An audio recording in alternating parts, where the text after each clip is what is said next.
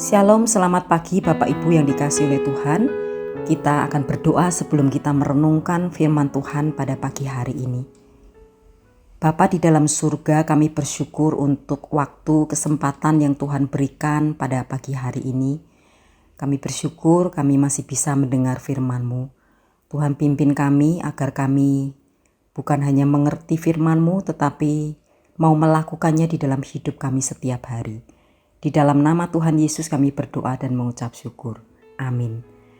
Bapak Ibu, firman Tuhan diambil dari 2 Samuel 18 ayat yang ke-33 yang berbunyi demikian. Anakku Absalom, anakku, anakku Absalom. Sekiranya aku mati menggantikan engkau ya Absalom, anakku, anakku. Sampai di sana pembacaan firman Tuhan. Bapak Ibu, Alkitab tidak menyembunyikan kenyataan hidup. Di dalamnya ada perang, pengkhianatan, ambisi, dan hati yang hancur. Dunia yang digambarkan Alkitab adalah dunia yang sama dengan dunia kita yang rusak oleh dosa dan penuh luka.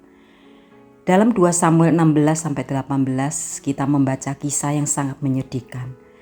Absalom anak Daud sendiri memberontak dan ingin merebut tahta ayahnya.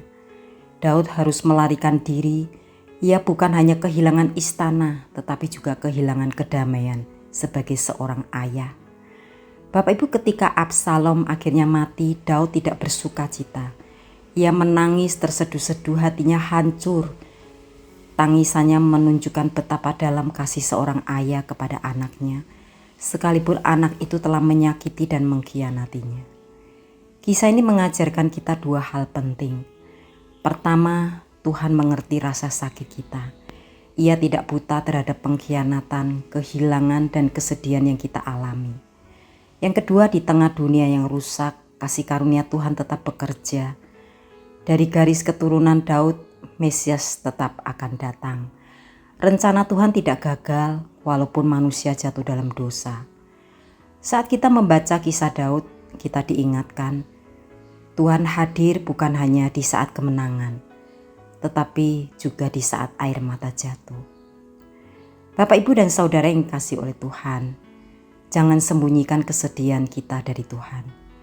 Jika Daud bisa menangis dan berseru dengan jujur, kita pun boleh datang kepada Tuhan dengan hati yang hancur. Percaya bahwa Tuhan tetap bekerja dalam kekacauan, walaupun situasi keluarga, pekerjaan, atau pelayanan terasa berantakan. Rencana Tuhan tidak pernah gagal. Tuhan tetap mengasihi meskipun terluka. Daud tetap mengasihi Absalom. Mintalah hati yang lembut, bukan hati yang pahit. Pegang pengharapan akan pemulihan Tuhan. Dunia ini rusak, tetapi tidak selamanya. Tuhan sanggup memperbarui dan memulihkan. Kiranya kita percaya bahwa di lembah tergelap sekalipun, Tuhan tidak meninggalkan kita.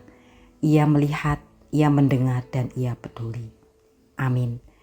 Mari kita berdoa. Bapa, kami bersyukur untuk firman-Mu pada pagi hari ini. Engkau mengingatkan kami betapa Engkau mengasihi kami. Kami bersyukur ya Tuhan, di dalam segala keterbatasan, keberdosaan, dan ketidakpatuhan kami kepadamu, Engkau tetap mengasihi kami. Engkau tetap mau mendekat dan mengangkat kami.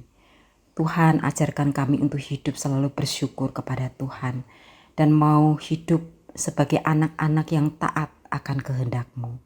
Terima kasih ya Tuhan. Di dalam nama Tuhan Yesus kami berdoa dan mengucap syukur.